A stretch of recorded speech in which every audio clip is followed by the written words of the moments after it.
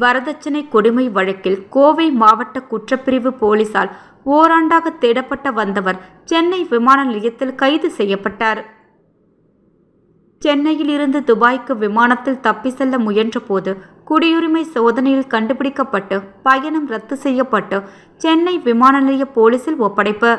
கோவை மாவட்டத்தை சேர்ந்தவர் முத்துசாமி. இவர் மீது கடந்த ஆண்டு கோவை மாநகர குற்றப்பிரிவு போலீசில் வரதட்சணை கொடுமை வழக்கு ஒன்று பதிவாகியது.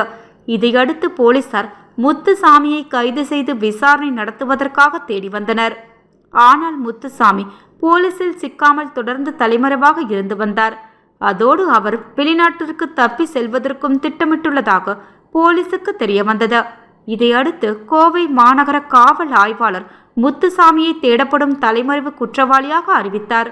அதோடு அனைத்து சர்வதேச விமான நிலையங்களிலும் முத்துசாமி மீது LOCயும் போடப்பட்டிருந்தது. இந்த நிலையில் இன்று அதிகாலை 4 மணிக்கு சென்னையில் இருந்து துபாய் செல்லும் ஹாம்ரட்ஸ் ஏர்லைன்ஸ் பயணிகள் விமானம் சென்னை சர்வதேச விமான நிலையத்தில் இருந்து புறப்பட தயாராகி கொண்டிருந்தது. இந்த விமானத்தில் பயணிக்க வந்த பயணிகளின் பாஸ்போர்ட் மற்றும் ஆவணங்களை சென்னை விமான நிலைய குடியிருப்பு அதிகாரிகள் கம்ப்யூட்டர் மூலம் பரிசோதித்து பயணிகளை விமானத்தில் ஏற அனுப்பி கொண்டிருந்தனர்.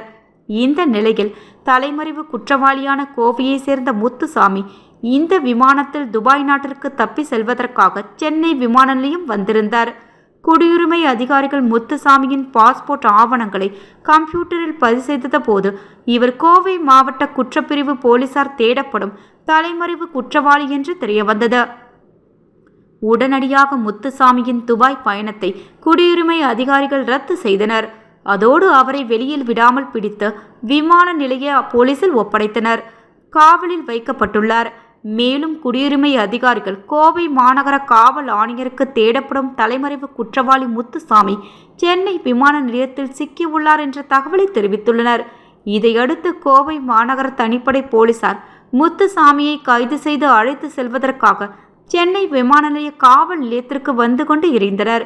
வரதட்சணை கொடுமை வழக்கில் ஓராண்டாக தலைமறைவாக இருந்தவர் துபாய்க்கு தப்பிச் செல்ல முயன்ற போது சென்னை விமான நிலையத்தில் கைது செய்யப்பட்டுள்ள சம்பவம் பெரும் பரபரப்பை ஏற்படுத்தியுள்ளது.